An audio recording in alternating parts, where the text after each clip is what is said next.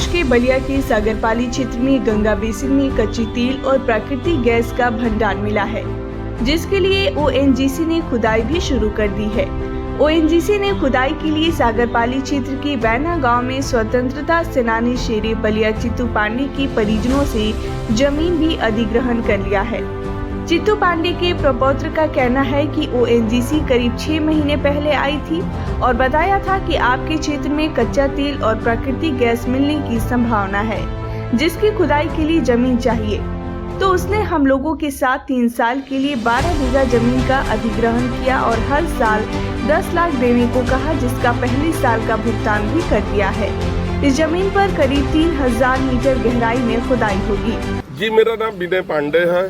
मैं शेरे बलिया चित्तू पांडे का प्रपौत्र हूँ। बलिया जनपद यूपी का एक बहुत ही पिछड़ा इलाका है बलिया, गंगा के किनारे ये बसा हुआ है, यहाँ का रहने वाला हूँ।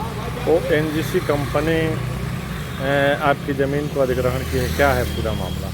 देखिए, अधिग्रहण कोई ज़बरदस्ती तो किया नहीं है।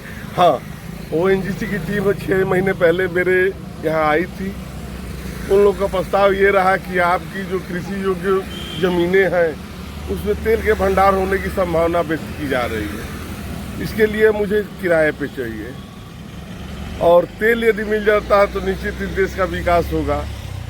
पहले तो हम लोग की सहमत नहीं बन रही थी कि इसको किराए उराए पे दिया जाए, लेकिन जब उनका एक ही प्रश्न आया कि इससे देश का विकास होगा तो सोचा गया कि क्यों ना हमारा कुछ हिस्सा देश के काम आए, और हम लोगों ने इसको उनकी शर्तों को मानते हुए उसको लीज पे कर दिया। तो क्या क्या उनकी शर्तें थी, कैसे शर्तें? उनकी शर्तें कुछ नहीं थी। उनकी शर्तें उनकी कथनी थी कि हम 3 साल के लिए आपका वो जमीन जो कृषि योग्य जमीनें हैं उसको मैं 3 साल के लिए मुझे किराए पे चाहिए, जिसके एवज में हम ये देंगे। मैंने उनका 1.25 लाख रुपया वो एकड़ के हिसाब से वो रेट उठता जी। ये कब से कंपनी आपके क्षेत्र में सर्वे कर रही थी और उनको कैसे जानकारी हुआ कि आप ही के खेत में तेल मिला है? नहीं, ये सर्वे का कार्य हम लोग समझ में पहले तो नहीं आया था, लेकिन ये सर्वे का कार्य करीबन 2 साल पहले से चल रहा था। जगह जगह वायर लगा के ब्लास्ट कराए जा रहे थे जी। वो बाद में पता चला कि जो सर्वे के आधार पे ये जो क्षेत्र है जो हम लोग का गांव पड़ता है, इसी क्षेत्र में तेल होने की संभावना है। कितनी खुदाई करनी है और अब तक कितनी खुदाई ये लोग कर चुके होंगे? इन लोग की खुदाई करनी है 3 किलोमीटर से 5 किलोमीटर तक है।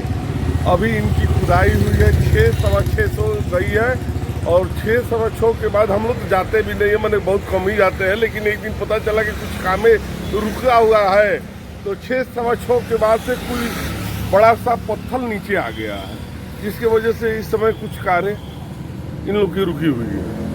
अगर तेल होली से पहले कि ये 6-6.5 से चलेगा। क्या क्या मिलने की संभावना है यहाँ पे? अभी इनके उच्च अधिकारी तो ये बोल रहे हैं कि हम लोग तेल की खोज के लिए आए, लेकिन यहाँ काफ़ी संभावनाएं प्राकृतिक गैस की भी बन रही है। अच्छा, हाँ, तेल और गैस दोनों? जी जी। तो आपको कितनी खुशी होगी? हमें अब पूछना है कि कितनी खुशी हुई, और हमको हमारी खुशी तो इसी में है कि यदि हमारे जमीन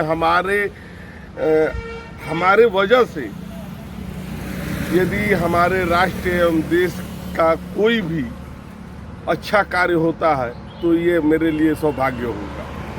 तो अगर मिल जाता है तो 3 साल का जो एग्रीमेंट है, तो क्या फिर वो एग्रीमेंट आगे बढ़ेगा? आगे नहीं, वो एग्रीमेंट नहीं, अब तो दूसरे तरीके से बनेगा। अच्छा,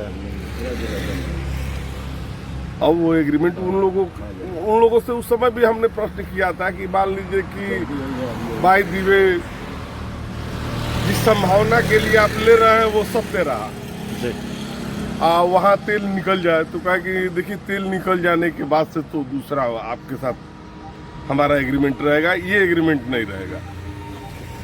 नौकरी भी मिलेगी परिवार के लोगों को? अब ये इसका कुछ